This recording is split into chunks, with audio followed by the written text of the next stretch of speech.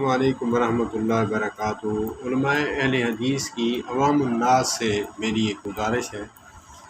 کہ ہم علماء دیوبند اور بریلوی علماء سے یہی مطالبہ کرتے ہیں کہ ہر بات، ہر عمل جو ہے، ہر عمل پر حدیث ہمیں دکھاؤ، ہونی بھی چاہیے، مانگنی بھی چاہیے، لیکن ہم اس بات سے غافل کیوں ہو جاتے ہیں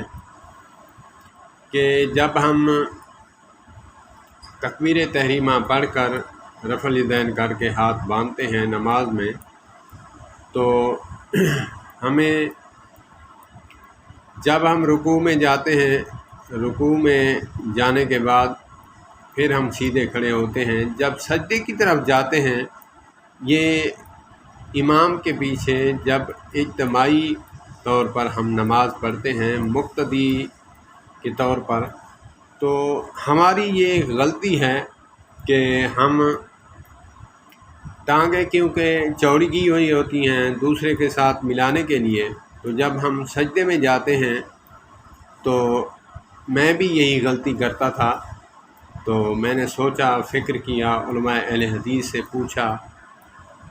اللہ پاک نے عمل کی توفیق عطا فرمائی، تو جب ہم سجدے میں جاتے ہیں تو قدم جو ہیں بالکل پہلے جو ہے اکٹھے کرتے ہیں، اکٹھے کرنے کے بعد پھر جو ہے ہم سجدے میں جاتے ہیں، حتیٰ کہ امام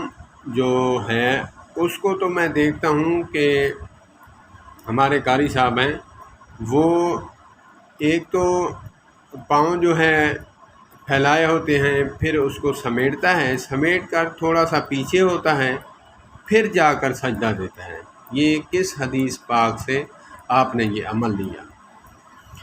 ہمیں نماز میں جو عمل یا ارکان کرتے ہیں تو ہم حدیث کے مطابق کرتے ہیں، حدیث پاک کے مطابق کرنا چاہیے، تو پھر یہ ہماری غلطی ہے کہ ہم اس کو سدھاریں۔ اللہ پاک نماز میں جو جو غلطیاں ہوتی ہیں، اللہ پاک ہمیں اصلاح کرنے کی توفیق عطا فرمائے۔ ہمیں چاہیے کہ ہم اپنی اصلاح کرنی بھی چاہیے تاکہ نماز ہماری قبول ہو۔ والسلام علیکم ورحمۃ اللہ وبرکاتہ۔